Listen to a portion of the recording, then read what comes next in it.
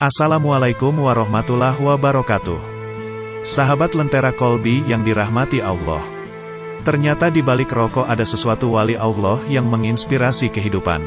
Berikut kisah para wali sufi dan aulia Allah yang gemar merokok dan mengajarkan pelajaran lewat asap-asapnya. Pernah Kiai Jamaluddin Jombang bersama seorang santrinya sowan kepada sang guru, yaitu Mbah Abdul Jalil Mustaqim Tulungagung. Ketika dalam perjalanan Kiai Jamaluddin dawuh pada santrinya, "Nak, kamu saya ajak sowan ke Romo Kiai Abdul Jalil. Beliau termasuk bagian dari wali Allah. Nanti kalau di sana kamu tidak perlu banyak tanya, cukup dengarkan dawuh-dawuhnya." Jawab si santri, "Iya, Kiai." Sesampai di kediaman Kiai Abdul Jalil, dan cukup lama berbincang-bincang, pada waktu itu pula Kiai Abdul Jalil menghisap rokok tanpa henti. Abis sebatang nyambung lagi dan terus begitu sampai abis berbatang-batang rokok. Dalam hati si santri berprasangka dan bertanya seakan tidak percaya. Katanya Kiai ini seorang wali. Dari awal saya bertamu sampai sekarang rokoknya kok ngebut. Abis satu langsung nyulut lagi tanpa henti. Di mana letak kewaliannya? Ah, kayaknya tidak mungkin.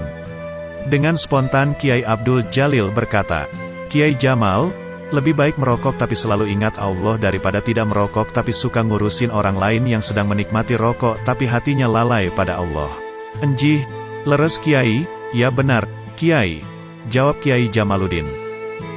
Para aulia Allah biasa menetralkan keadaan spiritual mereka dengan tanawulul mubahat atau melakukan perbuatan-perbuatan yang mubah, sehingga mereka kembali kepada kekuatan basyariah sebagaimana manusia biasa.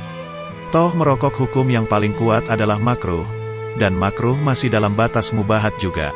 Apalagi, trik-trik mulamatiyatul hal itu bahkan bisa menggunakan sesuatu yang secara kasat mata haram, seperti yang dilakukan oleh Syekh Bisir Al-Hafi di kisah beliau yang masyhur itu. Ini cerita Ustadz Alwi tentang beliau. "Abah itu perokok berat. Saat kami ziarah ke Hadromut, ana bilang sama Abah, 'Bah, tolong, untuk kali ini saja, selama di Hadromut Abah jangan merokok.' Bukannya melarang, tetapi bagi para sayyid, merokok di sini adalah aib." Abahnya beliau, yakni Habib Ali menjawab, "Oh, begitu ya? Kalau memang Alwi pengen begitu, Abah siap. Ini rokok Abah simpen saja." Singkat cerita, sesudah sekian jam mulai dari Bandara Jakarta, Habib Ali tidak lagi menyulut batang rokoknya. Padahal biasanya seperti lokomotif saja beliau. Saat sudah mendarat, dengan mobil mereka meneruskan perjalanan menuju Sewun, menuju makam kakek beliau. Tetapi di tengah perjalanan mobil berhenti. Mogok tidak mau jalan. Mesin dibuka, tidak ada yang salah. Bensin masih ada, aki mobil masih bagus. Tetapi setiap kali di starter mobil tidak mau menyala mesinnya. 1 jam, 2 jam begitu. Montir yang dipanggil datang pun kebingungan. "Ini mesin gak ada masalah, kenapa mobil tidak mau jalan?" kata montir. Habib Alwi mulai gelisah. Lebih gelisah lagi abahnya yang sedari tadi di jok depan mobil tampak tidak enak duduknya. Habib Alwi kemudian berpikir, ini pasti ada hubungannya dengan Abah. Abah tampak tidak nyaman, mungkin sebabnya sudah 1 hari menahan diri untuk tidak merokok. Habib Alwi segera menghampiri abahnya. "Abah, sudah." Alwi menyerah. "Kalau Abah mau merokok, ya silahkan." Mendengar putranya berkata seperti itu, raut muka Habib Ali tampak berbuncah riang. Kata beliau, "Kalau Alwi bilang begitu, baiklah. Sekarang Abah merokok dulu." Begitu terlihat asap sudah mengepul di sela-sela bibir Habib Ali, maka Habib Alwi berkata kepada sopir, "Bang, coba sekarang starter mobilnya." Benar juga, kontak diputar, mesin langsung menyala. Kisah selanjutnya yang datang dari Al-Imam Al-Qut Al-Akab Al-Habib Abdullah bin Muhsin Al-Atas. Al-Imam Al-Qut Al-Akab Al-Habib Abdullah bin Muhsin Al-Atas Maula Keramat Empang Bogor mempunyai kebiasaan merokok. Menurut guru kami yang pernah berkhidmat padanya yaitu Syekhona Al-Ustadz Al-Habib Abdurrahman bin Ahmad Assegaf berkata, Habib Keramat Bogor, Habib Abdullah bin Muhsin, itu merokok. Dan rokoknya adalah rokok kawung.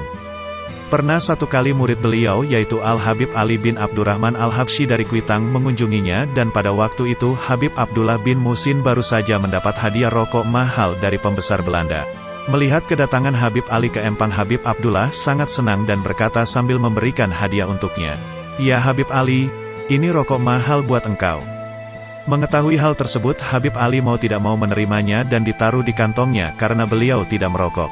Lalu Habib Abdullah bin Muhsin berkata, "Ya Habib, mata ini kalau tidak karena rokok melihat manusia akan apa adanya. Mungkin kalau tidak merokok akan jadi susah manusia menemuiku. Supaya mereka bisa bertemu saya, ya saya begini, merokok." Mereka hal, tingkah, para wali Allah, aulia, memang ada yang suka merokok. Namun selesai merokok mereka akan cuci tangan dan memakai wangi-wangian. Lebih-lebih kalau ingin buka kitab mereka sampai menempelkan minyak wangi di bibir mereka. Pernah satu kali ada yang datang untuk membaca kitab pada Ustazuna Al-Habib Abdurrahman Assegaf. Sewaktu beliau duduk orang tersebut disuruh berwudu. Setelah berwudu orang tersebut disuruh pakai minyak wangi dan beliau berkata, "Itu mulut ente masih bau rokok, pakein biar wangi. Ente ini mau baca kitab ulama bau rokok begitu. Biar hormat ente sama ilmu yang ditulis oleh ulama biar dapat barakahnya." Kisah selanjutnya datang dari Kiai Khairul Mustajab Banyuwangi. Dengan penuh tanda tanya yang sudah menggunung di dalam hati, saya memberanikan diri bertanya pada beliau, "Kok rokoknya jenengan ngebut banget Kiai? Apa tidak merasa sesak dadanya jenengan?" Beliau tersenyum, "Kalau sudah biasa ya enggak lah. Kalau belum terbiasa pasti akan mati sambil tersenyum. Kata kebanyakan orang daripada uangnya dibelikan rokok, kan lebih baik dibelikan yang lain atau ditabung saja Kiai?" tanya saya. Kiai tertawa, "Itu kan pendapat orang yang tidak merokok Mas. Kalau bagi yang merokok yoga kiro ngunu," sambil tersenyum Kiai Khairul. "Allah itu memberikan rizki pada masing-masing makhluknya itu tidak sama Mas. Ada yang cukup hanya membeli beras saja, dan ada yang cukup membeli beras dan rokoknya juga hehe. Mungkin saya golongan yang kedua ini Mas. Soalnya selama saya merokok dapur saya juga ngebul kok." Benar juga sih kalau dipikir, banyak juga kok orang yang suka merokok masih bisa menabung dan tidak sedikit pula orang yang tidak merokok malah kesulitan untuk menyisihkan uangnya. Rokok merupakan salah satu pendapatan terbesar di negara ini. Yang penting jangan merokok di sembarang tempat Mas. Saya memang perokok berat mulai saat di pesantren, tapi saya gak suka merokok di tempat teman-teman yang gak suka rokokan meski mereka baik-baik saja. Saya tidak merokok di sana gak enak Mas. Saya juga tergolong perokok yang pasif loh Mas, tambah Kiai Khairul.